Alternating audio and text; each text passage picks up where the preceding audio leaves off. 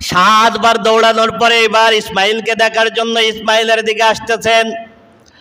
আল্লাহ রাব্বুল আলামিন জিবরিল আলাইহিস সালাতু ওয়াস সালামকে নির্দেশ দিলেন, মা হাজেরা ইসমাইলের কাছে আসার পূর্বে ইসমাইল যে পা দাপাচ্ছে তৃষ্ণায়, ইসমাইলের পায়ের গোড়ালির নিচ থেকে তুমি মিষ্টি পানির ঝর্ণা বের করে দাও। সুবহানাল্লাহ, সুবহানাল্লাহ। হাজেরা আলাইহিস সালাতু ওয়াস সালাম আসলেন, আসার পরে দেখেন মাটি ফেটে তুমুল বেগে মিষ্টি পানির ঝর্ণা প্রবাহিত হয়ে যাচ্ছে। সুবহানাল্লাহ। এই পানি জোরে এই প্রবাহ স্রোত থামানোর জন্য পাথর টানলেন আর আটকালেন আর বললেন, জম জম জম জম, থেমে যাও। এই জন্য এই পানির নাম হলো জমজম। সুবহানাল্লাহ। এই জমজমের পানি পৃথিবীর বুকে এখনো পর্যন্ত স্পষ্ট মুজিজা। সুবহানাল্লাহ। ইব্রাহিম আলাইহিস সালাতু ওয়াস সালাম থেকে শুরু করে আজকের দিন পর্যন্ত জমজমের পানির এক বিন্দু পরিমাণ রং, স্বাদ, গন্ধ কোনো কিছুই পরিবর্তন হয়নি। সুবহানাল্লাহ, সুবহানাল্লাহ। শুধু তাই না, এটা রোগের ওষুধ, এটা ক্ষুধার্তদের জন্য খাবার। সুবহানাল্লাহ, সুবহানাল্লাহ। এখনো দেখেন টোটাল মক্কা, মক্কাতুল মুকাররমা, মদিনায় মানুষ খাবার পানি হিসেবে জমজমের পানি ব্যবহার করে। লক্ষ লক্ষ মানুষ হজ করতে যায়, তারা জমজমের পানি নিয়ে আসে। এখন পাইপের মাধ্যমে পানি তোলা হয়, যারা তোলে তারা বলেন এক টানে আমরা যখন পানি তুলি 8,000 লিটার, 8,000 লিটার পানি যখন তোলা হয় নিচের থেকে অটোমেটিকভাবে আবার সেই পানি পূরণ হয়ে যায়। সুবহানাল্লাহ। এটা দিয়েছেন কে? আল্লাহ, আল্লাহ। এরপরে আল্লাহ রাব্বুল আলামিন নির্দেশ দিলেন, ইব্রাহিম কাবাকে পুনর্নির্মাণ করো। এই কাবা তখন নূহ আলাইহিস সালামের পলি মাটির নিচে ঢাকা ছিল। ইব্রাহিম আলাইহিস সালাতু ওয়াস সালাম ইসমাইলকে নিয়ে আবার কাবাকে পুনর্নির্মাণ শুরু করলেন। একবার কাবার দেওয়াল গাঁথতেছেন, কাবার দেওয়াল যখন উঁচু হয়ে গেল আর হাতে পান না, ইব্রাহিম আলাইহিস সালাতু ওয়াস সালাম তখন ইসমাইলকে বলতেছেন, একটা পাথর নিয়ে আসো। ইসমাইল আলাইহিস সালাতু ওয়াস সালাম জাবালে আবু কুবাইস পাহাড়ের উপর থেকে একটা পাথর নিয়ে আসলেন। ইব্রাহিম আলাইহিস সালাম এই পাথরের উপরে দাঁড়িয়ে কাবা নির্মাণ করেছিলেন। এই পাথরের উপরে দাঁড়িয়ে দীর্ঘ সময় কাজ করবেন। ইব্রাহিম আলাইহিস সালাতু ওয়াস সালামের পায়ে ব্যথা লাগবে, এই জন্য পাথর নরম হয়ে গিয়েছিল। ইব্রাহিম আলাইহিস সালাতু ওয়াস সালাম পা দেওয়ার সঙ্গে সঙ্গে 1 ইঞ্চিরও বেশি পরিমাণ পাথরের ভিতরে গর্ত হয়ে গেল। সুবহানাল্লাহ। যারা দেখেছেন তারা দেখেছেন অনেকখানি গর্ত, এখনো পর্যন্ত ইব্রাহিম আলাইহিস সালামের টোটাল পায়ের চিহ্ন, ছাপ ওই পাথরের উপরে আছে। এই পাথরটা ছিল অটোমেটিক লিফট। যখন উঁচু হওয়ার দরকার হতো পাথর উঁচু হয়ে যেত, যখন নিচে নামার দরকার হতো পাথর নিচে নেমে চলে যেত, যখন ডাইনে গাতার প্রয়োজন হতো ডাইনে সরে যেত, যখন বামে প্রয়োজন হতো বামে সরে যেত। সুবহানাল্লাহ। এইটা হলো মাকামে ইব্রাহিম। কাবা ঘরের একটু পাশে মাতাফে তাওয়াফ করার সময় প্রথমে ওইটা সামনে বাঁধে। এখনো পর্যন্ত ইব্রাহিম আলাইহিস সালামের পায়ের চিহ্ন আছে। হযরতে ওমর রাদিয়াল্লাহু তাআলা একবার রাসূল আকরাম সাল্লাল্লাহু আলাইহি সাল্লামকে বলতেছেন, আল্লাহর হাবিব আমার মন চাই যদি মাকাম ইব্রাহিমকে সামনে নিয়ে একটু 2 রাকাত নামাজ আদায় করতে পারতাম। ওমর রাদিয়াল্লাহু তাআলা ওর মনের ইচ্ছাটাকে সমর্থন দিয়ে আল্লাহ রাব্বুল আলামিন আয়াত নাযিল করে দিলেন, ওয়াত্তাখিযু মিন মাকামি ইব্রাহিম মুসাল্লা, তোমরা মাকামে ইব্রাহিমকে নামাজের জায়গা বানায় নেবা। এই কারণে হাজী সাহেবরা 7 বার তাওয়াফ চক্কর দেওয়ার পরে মাকামে ইব্রাহিমের পিছনে গিয়ে 2 রাকাত সালাত আদায় করেন। সুবহানাল্লাহ, সুবহানাল্লাহ। এরপরে কাবাঘর নির্মাণ হলো। কাবাঘর নির্মাণ হওয়ার পরে একটা জায়গা অল্প একটু ফাঁকা। ইব্রাহিম আলাইহিস সালাম ইসমাইলকে বললেন, যাও একটা পাথর নিয়ে আসো, এই জায়গায় আমি স্থাপন করব। ইসমাইল আলাইহিস সালাম নিয়ে আসলেন। ইব্রাহিম আলাইহিস সালাম দেখে বললেন, তুমি কি জানো এটা কি পাথর? ইসমাইল আলাইহিস সালাম বললেন, না। ইব্রাহিম আলাইহিস সালাতু ওয়াস সালাম বললেন, এই পাথরটা আল্লাহ রাব্বুল আলামিন জান্নাত থেকে নাজিল করেছেন। সুবহানাল্লাহ। আল্লাহর নবী বলেছেন, আন ইবনে আব্বাস রাদিয়াল্লাহু তাআলা আনহু قال قال রাসূলুল্লাহ সাল্লাল্লাহু আলাইহি ওয়াসাল্লাম, নাযাল আল হাজর আল আসওয়াদা মিনাল জান্নাতি ওয়া হুয়া আশাদ্দু বায়াদাম মিনাল লাবান ফাসাওয়াদাতহু খাতায়া বনি আদম। আল্লাহর নবী বলেছেন, এই হাজরে আসওয়াদ আল্লাহ রাব্বুল আলামিন জান্নাত থেকে নাজিল করেছেন। এইটা যখন নাজিল করেছিলেন, ও আশাদ্দু বায়াদাম মিনাল লাবান, এটা দুধের থেকেও বেশি সাদা ছিল।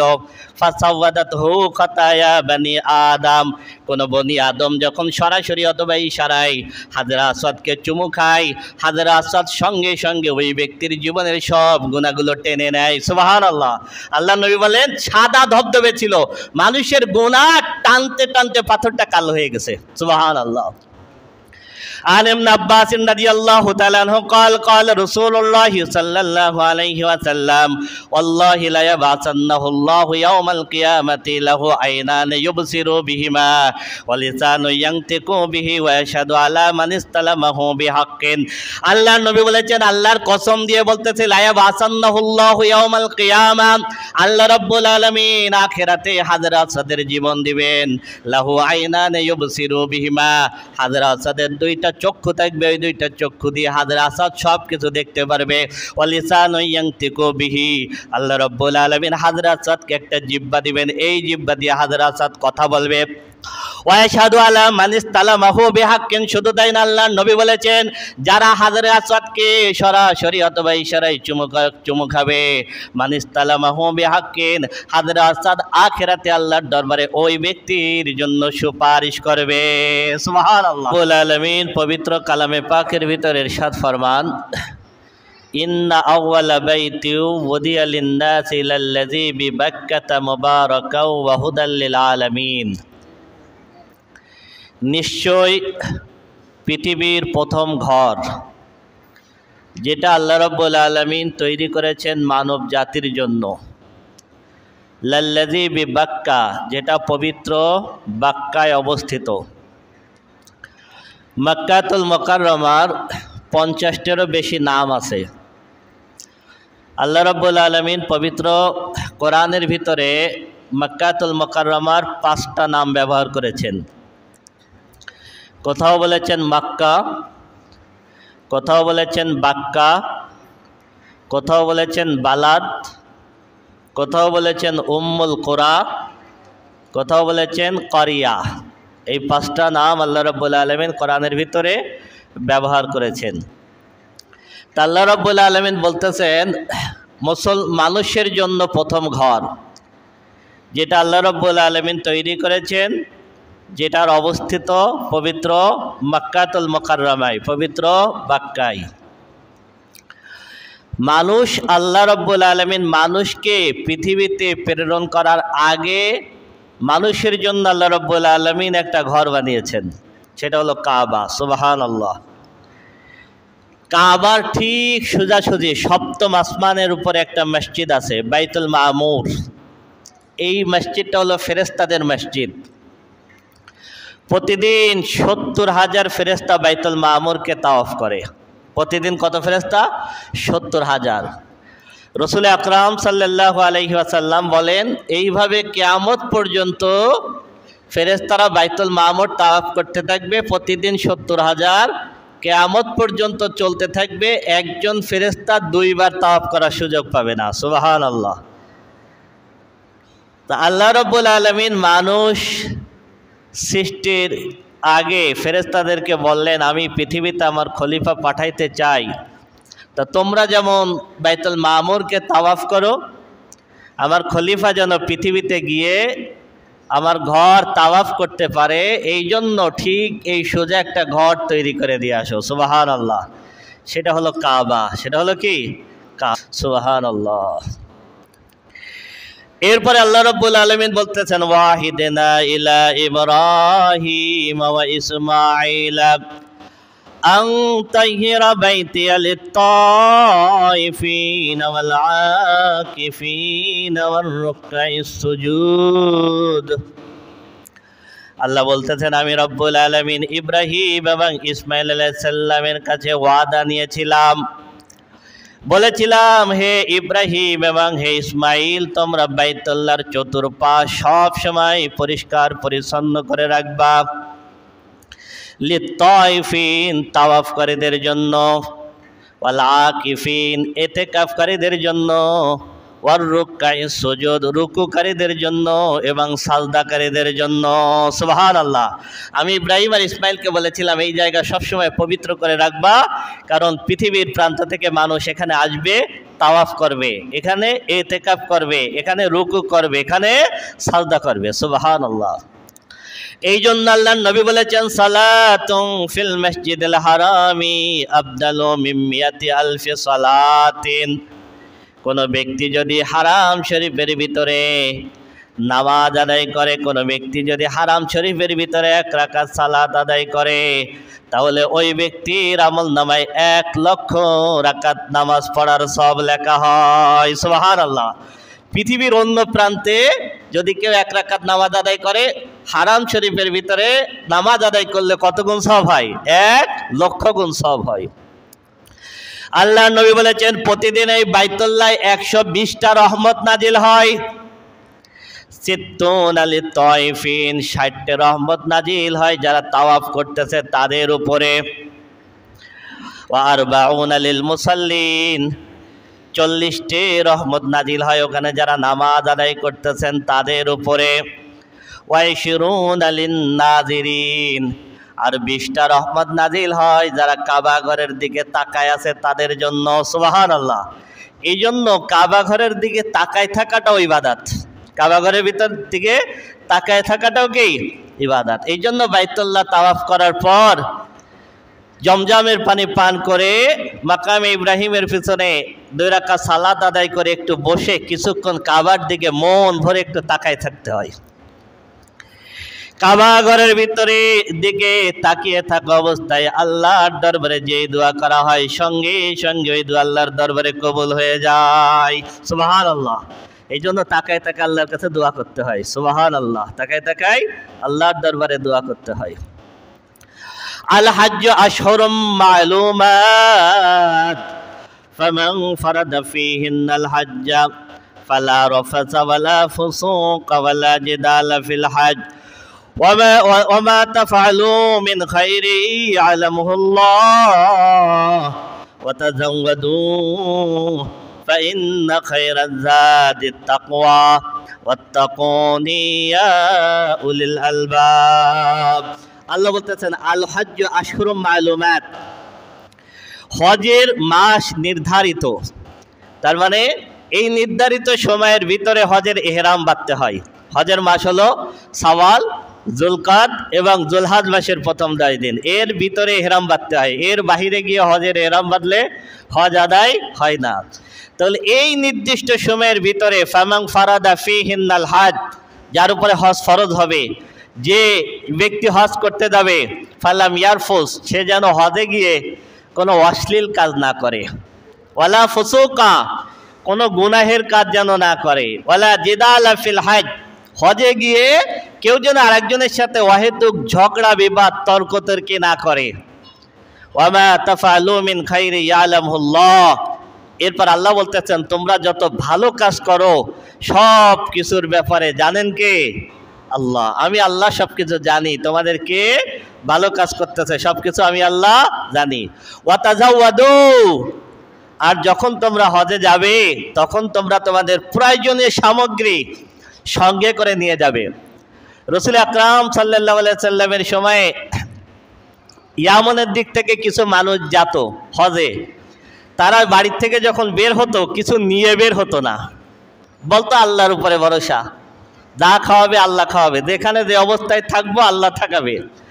কিন্তু আল্লাহ রাব্বুল আলামিনকে এটা বলেছেন, না, যখন কোথাও সফরে বের হতে হবে নিজের প্রয়োজনীয় জিনিসগুলো কি নিয়ে বের হতে হবে। তারা কোনো কিছু না নিয়ে বের হতো, এরপরে কিছু পর আইসে তাদের কাছে তো অর্থ নেই, টাকা নেই, মানুষের কাছে ভিক্ষা করত।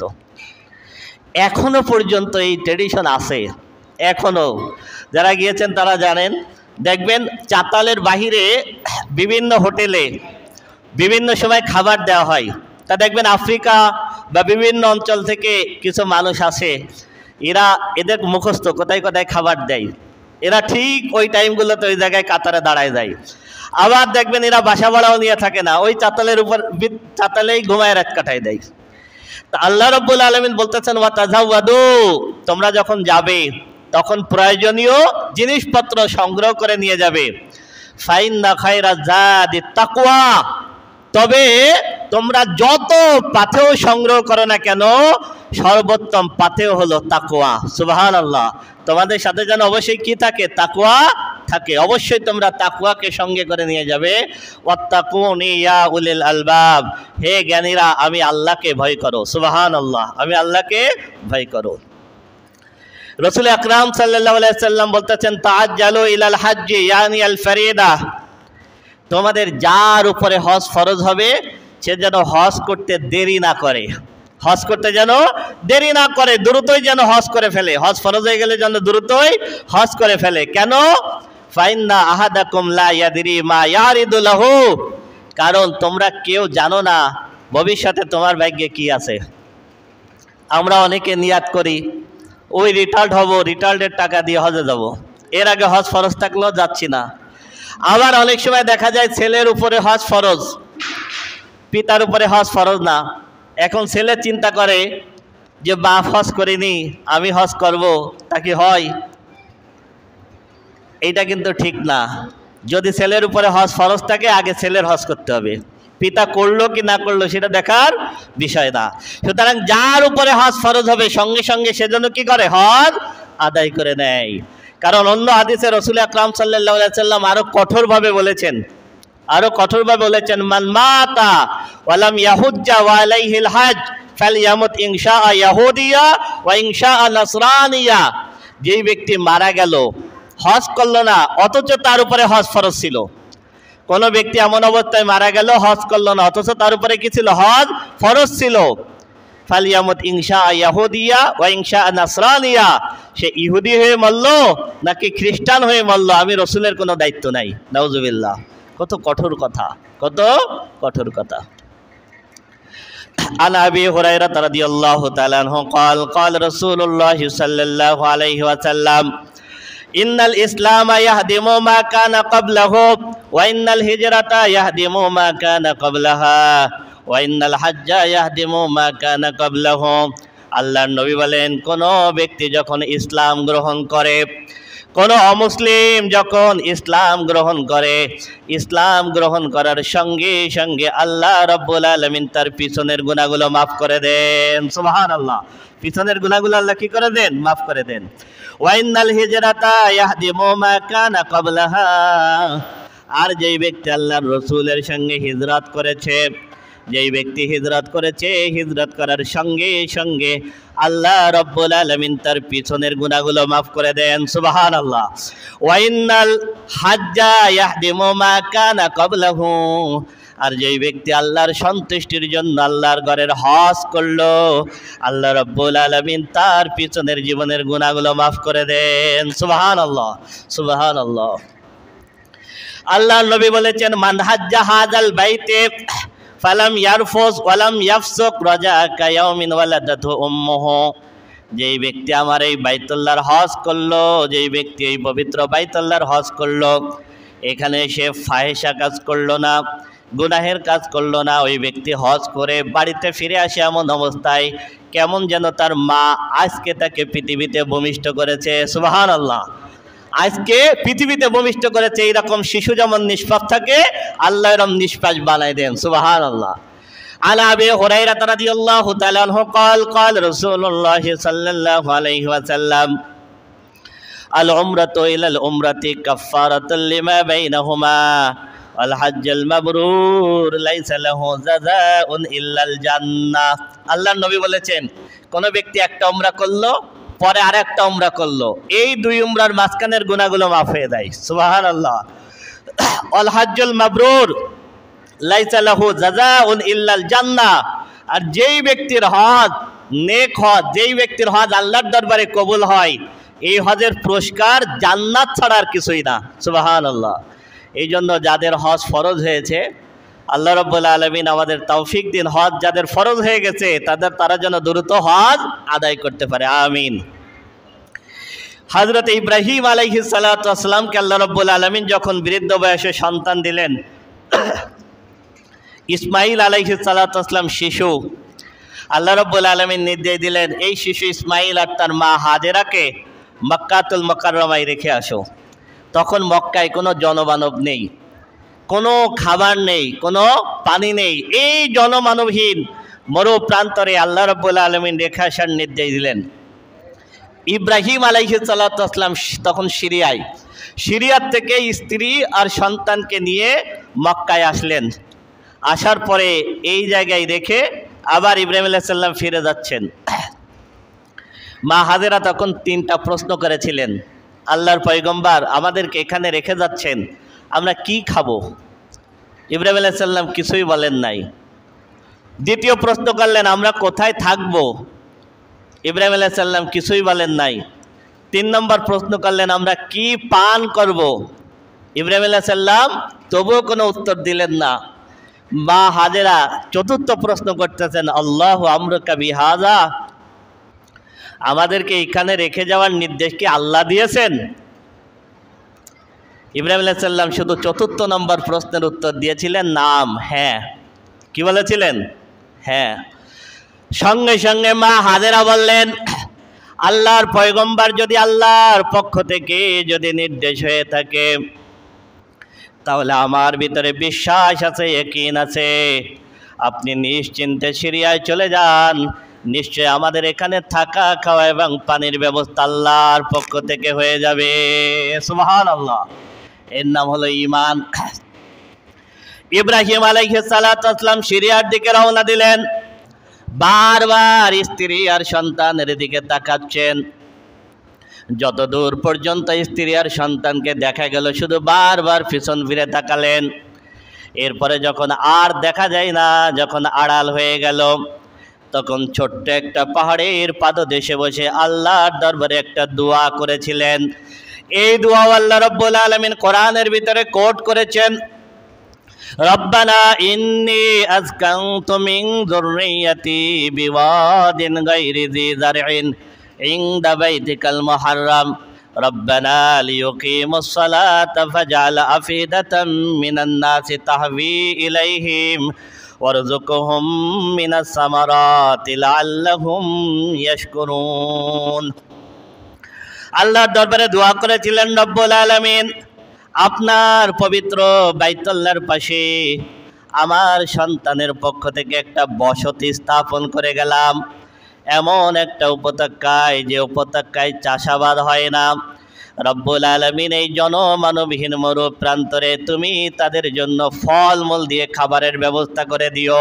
সুবহানাল্লাহ।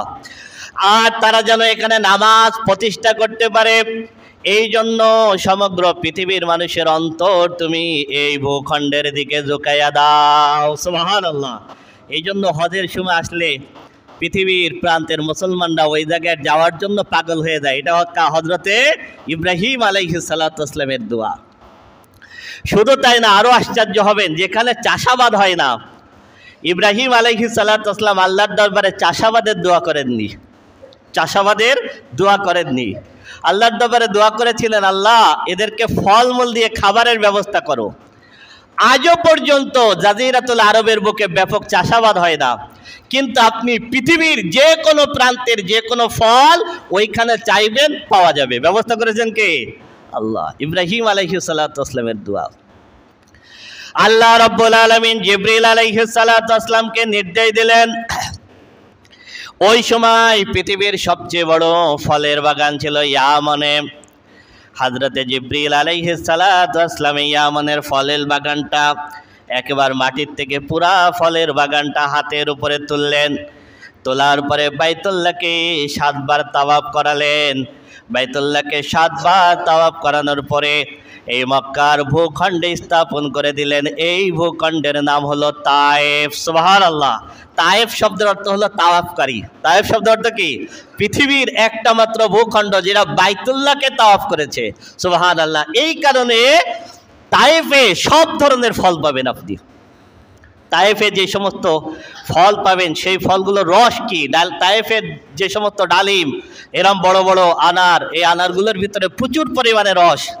এটা হযরত ইব্রাহিম আলাইহিস সালাতু ওয়াস সালাম দোয়া করেছিলেন, জিবরিল আলাইহিস সালাতু ওয়াস সালাম এখানে এনে স্থাপন করেছেন। এই জন্য ফলের সমারোহ হলো তায়েফ। সুবহানাল্লাহ, সুবহানাল্লাহ, সুবহানাল্লাহ। এরপরে ইব্রাহিম আলাইহিস সালাম চলে গেলেন। মা হাজেরা এবং ইসমাইলের কাছে সামান্য যেই খাবার আর পানি ছিল, এইটা যখন শেষ হয়ে গেল, পানির পিপাসায় ইসমাইল আলাইহিস সালাতু ওয়াসসালাম ছটফট করতে লাগলেন। হাজেরা আলাইহিস সালাতু ওয়াসসালাম পানির জন্য একবার দৌড়ে সাফা পর্বতের উপরে গেলেন। সাফা পর্বতের উপরে দাঁড়ালে মরুভূমির বালু চিকচিক করে, মনে হয় মারোয়ার ওখানে মনে হয় পানি দেখা যায়। ওইখান থেকে দৌড়ায় মারোয়ার উপরে উঠলেন। তো এই উঁচু পাহাড় থেকে নিচে যখন নামতেন তখন ইসমাইলের দিকে তাকাইতেন আর দৌড়াইতেন। একেবারে যখন নিচের ঢালুতে আসতেন তখন আর ইসমাইল আলাইহিস সালামকে দেখা যেত না, ওই জায়গাটা জোরে দৌড় দিতেন, দিয়ে মারোয়ার উপরে চলে যেতেন। মারোয়ার ওখানে গেলে মনে হতো সাফার ওখানে পানি আছে, আবার ওইখান থেকে দৌড় দিতেন। এইভাবে সাফার থেকে মারোয়া এবং মারোয়ার থেকে সাফা 7 বার দৌড় দিয়েছিলেন। এই জন্য হাজি সাহেবরা এখনো পর্যন্ত সাফা থেকে মারওয়া এবং মারওয়া থেকে সাফা সাই করেন, দৌড়ান। আল্লাহ রাব্বুল আলামিন আয়াত নাযিল করলেন, ইন্নাস সাফা ওয়াল মারওয়াতা মিন শাআইরিল্লাহ ফামান হাজ্জাল বাইতা আও ইতামারা ফালা জুনাহা আলাইহি আন ইয়াতাওয়াফা বিহিমা ওয়া মান তাতাওয়া খায়রান ফাইন্নাল্লাহা শাকিরুন আলীম। এই জন্য হাজী সাহেবরা এখন কি করে, সাফা মারওয়া চাই করে। এখন ওটা বিল্ডিং করে দেওয়া, তালা তালা করে দেওয়া, এই জন্য এখন দৌড়াইতে সুবিধা হয়েছে। তবে যে জায়গায় হাজরা আলাইহিস সালাতু ওয়াসসালাম জোরে দৌড় দিতেন ওই জায়গাটায় সবুজ বাতি জ্বালানো থাকে। এই সবুজ বাতির জায়গায় আসলে কি করতে হয়, জোরে দৌড় দিতে হয়। 7 বার দৌড়ানোর পরে এবার ইসমাইলকে দেখার জন্য ইসমাইলের দিকে আসতেছেন। আল্লাহ রাব্বুল আলামিন জিবরিল আলাইহিস সালাতু ওয়াসসালামকে নির্দেশ দিলেন, মা হাজেরা ইসমাইলের কাছে আসার পূর্বে ইসমাইল যে পা দাপাচ্ছে তৃষ্ণায়, ইসমাইলের পায়ের গোড়ালির নিচ থেকে তুমি মিষ্টি পানির ঝর্ণা বের করে দাও। সুবহানাল্লাহ, সুবহানাল্লাহ। হাজেরা আলাইহিস সালাতু ওয়াসসালাম আসলেন, আসার পরে দেখেন মাটি ফেটে তুমুল বেগে মিষ্টি পানির ঝর্ণা প্রবাহিত হয়ে যাচ্ছে। সুবহানাল্লাহ। এই পানি জোরে এই প্রবাল স্রোত থামানোর জন্য পাথর টানলেন আর আটকালেন আর বললেন, জম জম জম জম, থেমে যাও। এই জন্য এই পানির নাম হলো জমজম। সুবহানাল্লাহ। এই জমজমের পানি পৃথিবীর বুকে এখনো পর্যন্ত স্পষ্ট মুজিজা। সুবহানাল্লাহ। ইব্রাহিম আলাইহিস সালাতু ওয়াসসালাম থেকে শুরু করে আজকের দিন পর্যন্ত জমজমের পানির এক বিন্দু পরিমাণ রং, স্বাদ, গন্ধ কোনো কিছুই পরিবর্তন হয়নি। সুবহানাল্লাহ, সুবহানাল্লাহ। শুধু তাই না, এটা রোগের ওষুধ, এটা ক্ষুধার্তদের জন্য খাবার। সুবহানাল্লাহ, সুবহানাল্লাহ। এখনো দেখেন টোটাল মক্কা, মক্কাতুল মুকাররমা, মদিনায় মানুষ খাবার পানি হিসেবে জমজমের পানি ব্যবহার করে।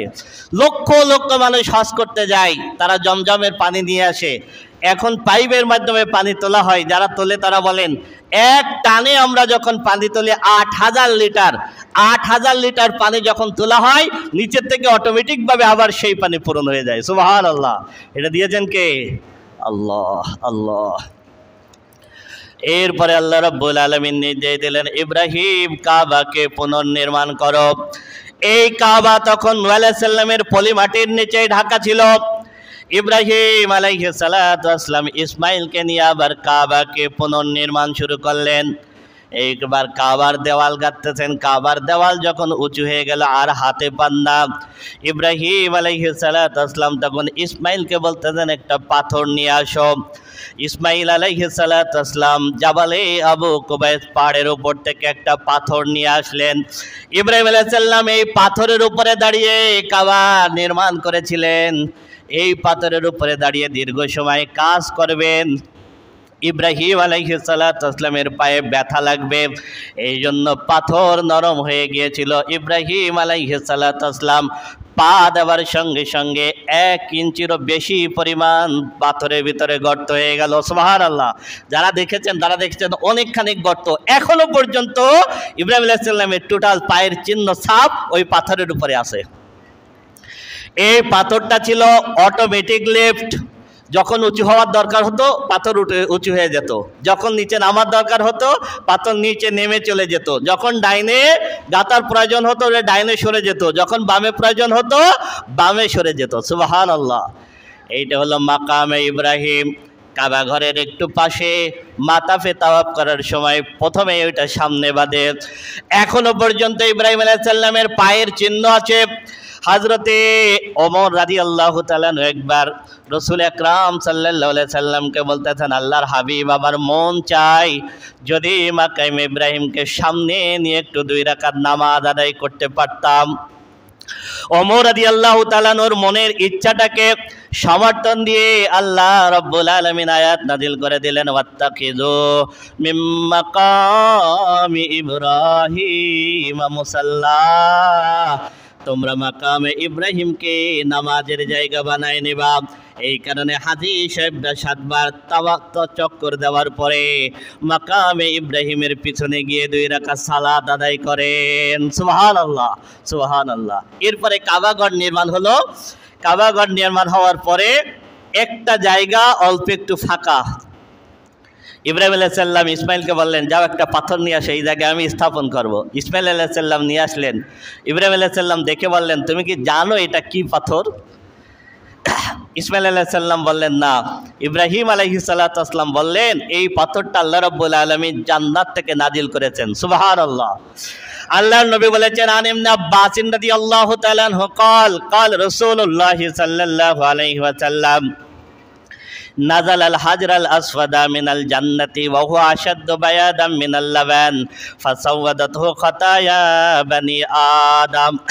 আল্লাহর নবী বলেছেন, এই হাজর আসওয়াদ আল্লাহ রাব্বুল আলামিন জান্নাত থেকে নাজিল করেছেন। এইটা যখন নাজিল করেছিলেন, ও আশাদ্দ বায়াদাম মিনাল লাবান, এটা দুধের থেকেও বেশি সাদা ছিল। ফাসাওয়াদাতহু খাতায়া বনি আদম, কোন বনি আদম যখন সরাসরি অথবা ইশারায় হাজরা আসওয়াদকে চুমু খায়, হাজরা আসওয়াদ সঙ্গে সঙ্গে ওই ব্যক্তির জীবনের সব গুনাহগুলো টেনে নেয়। সুবহানাল্লাহ।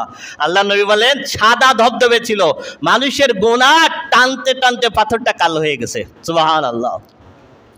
عن ابن عباس رضي الله تعالى عنه قال قال رسول الله صلى الله عليه وسلم والله لا يبعثنه الله يوم القيامة له عينان يبصر بهما ولسان ينطق به ويشهد على من استلمه بحق।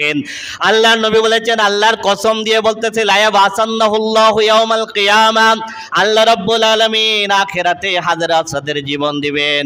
লাহু আইনান ইউবসিরু বিহিমা, হাজরা আসওয়াদের 2টা চক্ষু থাকবে, ওই 2টা চক্ষু দিয়ে হাজরা আসওয়াদ সব কিছু দেখতে পারবে। ওয়ালিসানু ইয়ানতিকু বিহি, আল্লাহ রাব্বুল আলামিন হাজরা আসওয়াদকে একটা জিহ্বা দিবেন, এই জিহ্বা দিয়ে হাজরা আসওয়াদ কথা বলবে।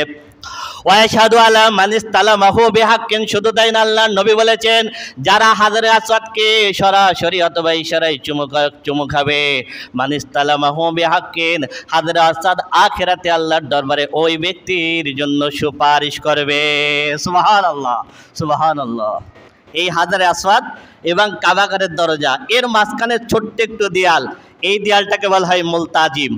দেখবেন ওই জায়গাটায় সবসময় একজন পুলিশ দাঁড়ায় থাকে, তাই না? হাজর আসওয়াদের গায়ে একটা পুলিশ দাঁড়ায় থাকে। এই আর কাবাঘরের যে দরজার মাঝখানে অল্প একটু জায়গা, এই দেয়ালটাকে বলা হয় মুলতাজিম। মুলতাজিম শব্দের অর্থ হলো লেগে থাকা। বিদায় হজের সময় মক্কা বিজয়ের পর রাসূল আকরাম সাল্লাল্লাহু আলাইহি সাল্লাম এই হাজরে আসওয়াদ এবং কাবাঘরের দরজা, এই দুটোর মাঝখানে বুক এবং হাত এরকম লাগিয়ে আল্লাহর দরবারে দোয়া করেছিলেন। এই জন্য বলা হয় মুলতাজিম, লেগে থাকা।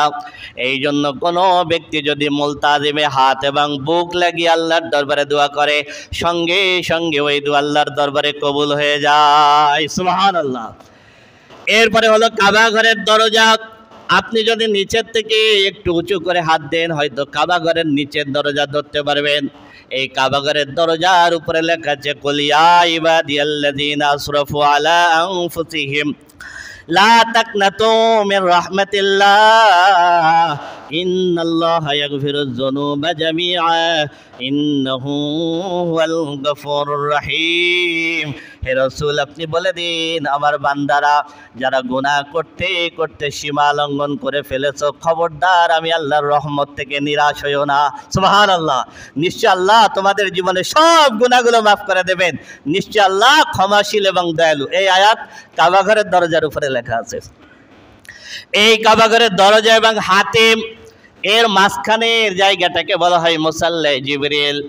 কারণ এই জায়গায় মুসাল্লা জিবরিল, এই জায়গায় জিবরিল আলাইহিস সালাতু ওয়াস সালাম রাসূল সাল্লাল্লাহু আলাইহি সাল্লামকে 10 ওয়াক্ত নামাজের ইমামতি করে নামাজ শিখিয়েছিলেন। সুবহানাল্লাহ।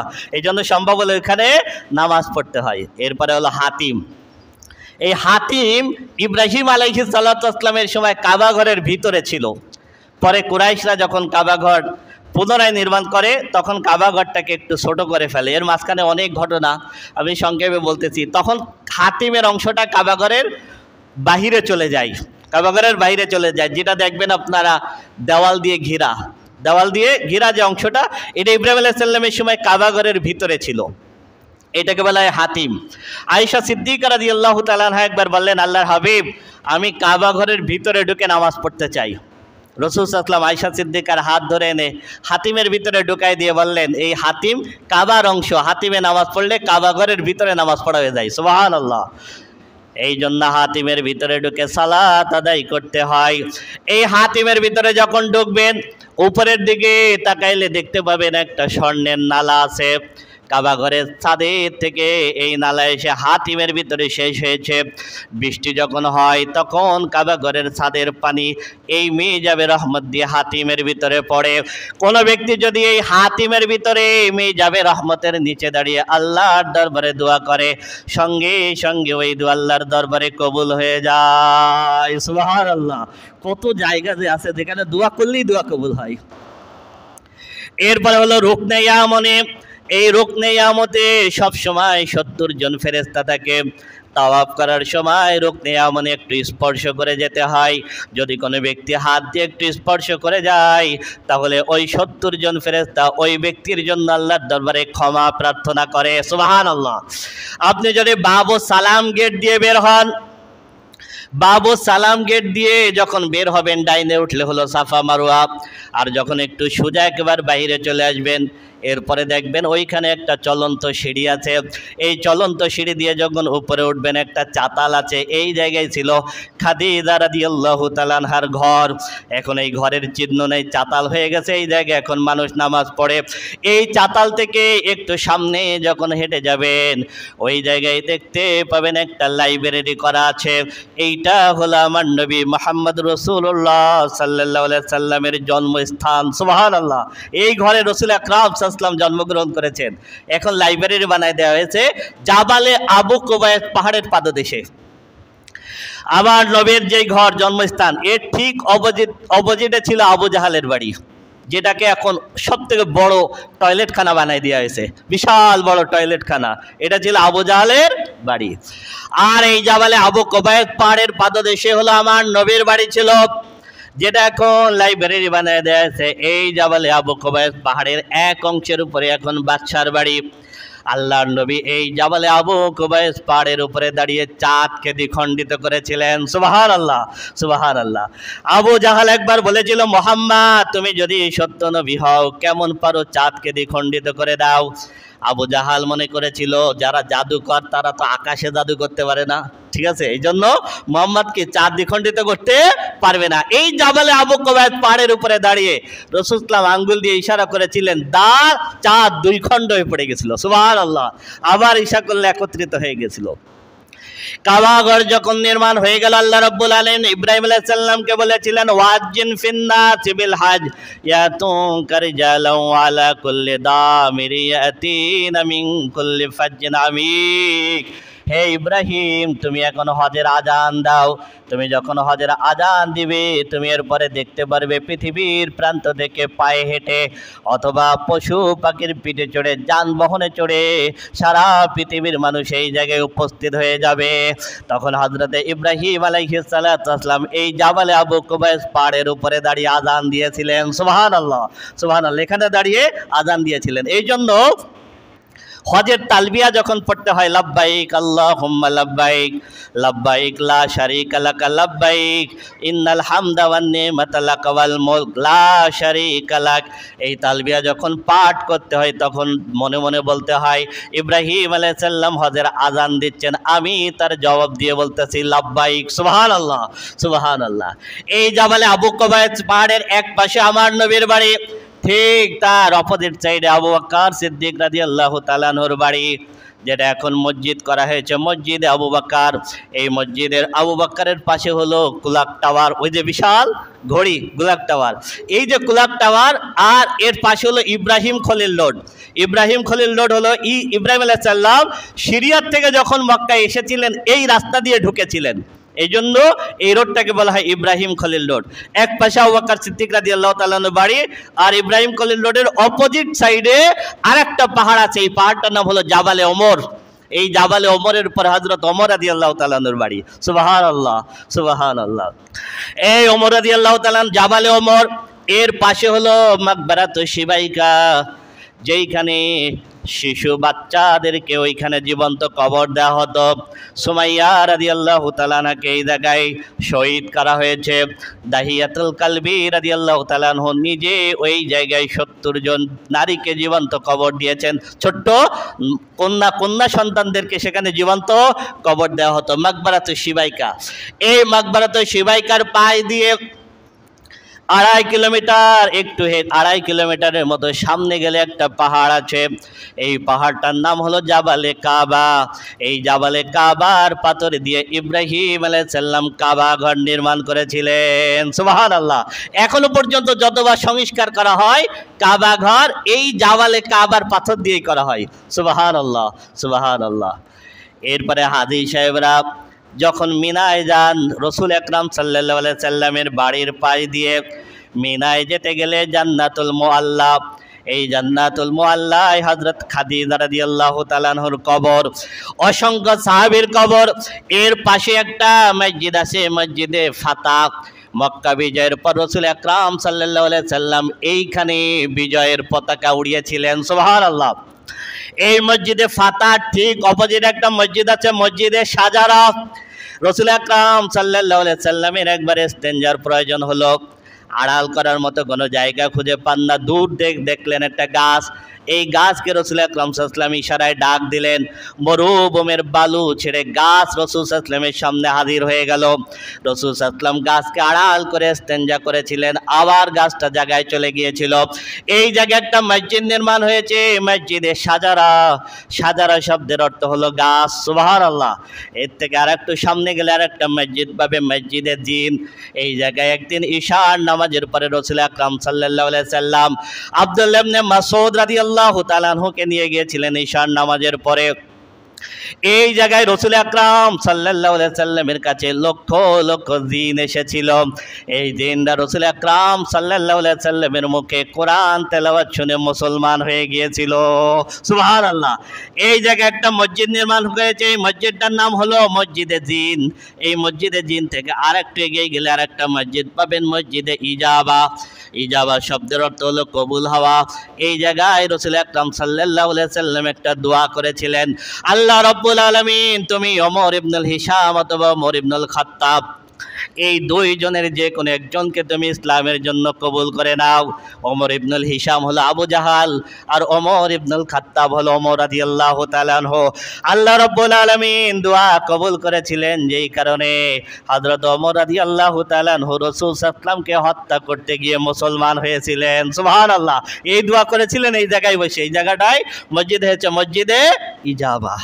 আরও কত জায়গা আছে ইনশাআল্লাহ, আল্লাহ তৌফিক দিলে